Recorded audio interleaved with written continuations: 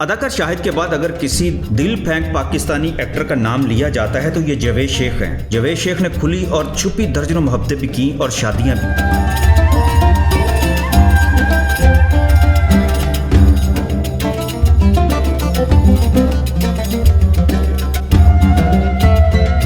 जावेद शेख की फितरत में मोहब्बत करना शामिल है और औरत उनकी सबसे बड़ी कमजोरी।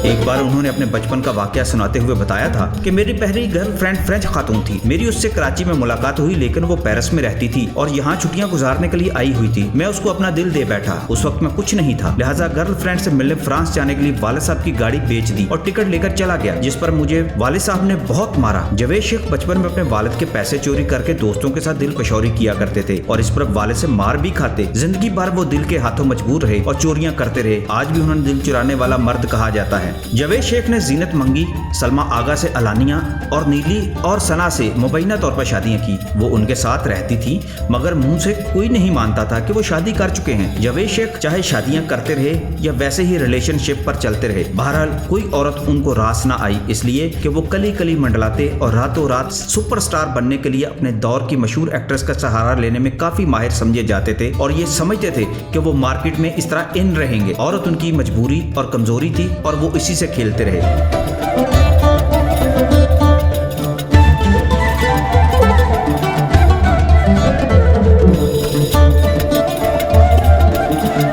इंडिया की फिल्म इंडस्ट्री में बड़ा नाम कमाने के लिए जावेद शेख ने सलमा आगा से शादी की थी, मगर उसका अंजाम भी बुरा ही निकला। 1974 में इब्ने सफी की लिखी फिल्म धमाका से अपनी फिल्मी जिंदगी का धमाका का सफर शुरू करने वाले जावेद शेख ने 100 फिल्मों में काम किया। उन्हें इंडिया में भी चांस मिला, मगर सलमा आगा से तलाक के बाद। अलबत्ता उन्होंने सलमा आगा के साथ कई फिल्मों में काम किया।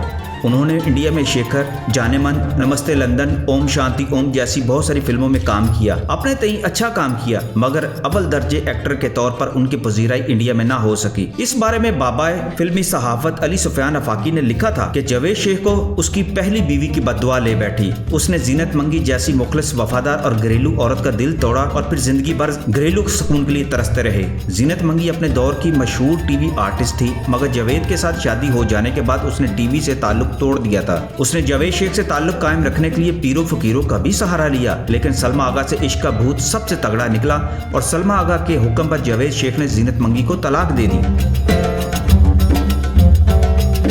जीनत मंगी टीवी की मशहूर अदाकारा मोमल शेख और शहजाद शेख की वालदा है। इस बारे में मोमल शेख का कहना है कि बाबा की दूसरी शादी पर हमें स्कूल के दोस्तों और उनके वालिदैन हर तरफ से दबाव डालते थे, लेकिन इसके बावजूद वालदा ने हमें मजबूत रहने सिखाया। वालदा आज भी अब्बू से इतनी ही मोहब्बत करती हैं जितनी वो तलाक से पहले करती थी। जावेद शेख किस्मत वाले निकले कि उनकी औलाद उनकी ज्यादतियों के बाद भी ताबेदार निकली और आज भी उन्हें पूजती है, लेकिन जावेद शेख दुनिया फतह करने के लिए जिनका सहारा लेते रहे वो उनकी ना हो सकी। जावेद शेख की जिंदगी में सलमा आगा ने जब कदम रखा तो उन्हें एक बार लगा सारा इंडिया अब उनके कदमों में होगा, उन पर फिल्में बरसना शुरू हो जाएंगी। उन्होंने सलमा आगा की रंगीन आंखों में अपना दिल खो दिया था, लेकिन सलमा आगा का दिल जल्द उनसे भर गया। वो सरेआम कहा करती थी कि जावेद से शादी करना उनका गलत तरीन फैसला था।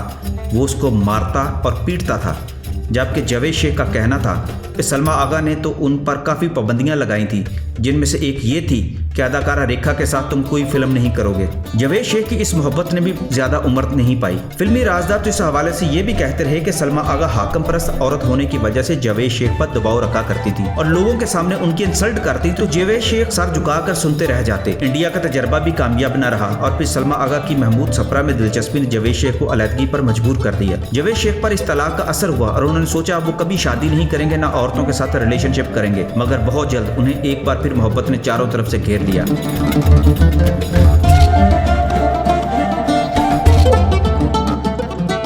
अदाकारा नीली ने उनकी जिंदगी में धूम मचा दी। इन दोनों की जोड़ी इतनी मशहूर हुई कि फिर कई फिल्मों में साथ नजर आए।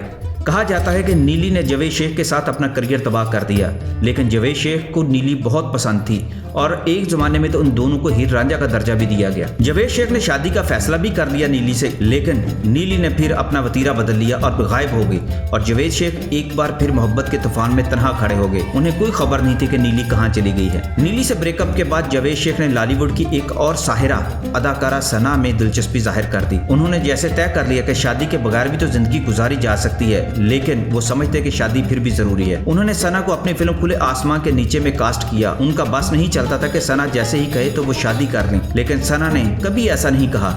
हालांकि इस बारे में शोबिस वाले कहा करते थे कि जावेद और सना हमेशा इकट्ठे रहते हैं, मगर इसकी तस्दीक दोनों नहीं करते थे। ये भी कहा गया कि दोनों ने निकाह कर लिया है। ये वो दौर था जब सना मेहनत कर रही थी और अपनी बहन फरजाना थीम के साथ रहती थी। सना ने फिल्मों ड्रामों में काम के लिए बहुत ज्यादा मेहनत की और उसकी मेहनत की उसको जावेद शेख की महबूबा बनाने में कामयाब हुई थी। फिर जब सना की फाखर के साथ शादी होने लगी तो जावेद शेख पर एक तूफान आ गया। वो बहुत उदास हो गए और उन्हें लगा कि ये सब लड़कियां और औरतें उनके साथ काम तो करती हैं लेकिन उनसे मोहब्बत नहीं करती। जावेद शेख को अभी तक सच्ची मोहब्बत की तलाश है, जो शायद अब अपनी औलाद के अलावा कोई ना उन्हें दे सके। उन्हें दुआ देनी चाहिए ऐसी औलाद को जिसने उन्हें अपनी माँ के होते हुए कबूल किया और उम्रा भी इकट्ठे किया है।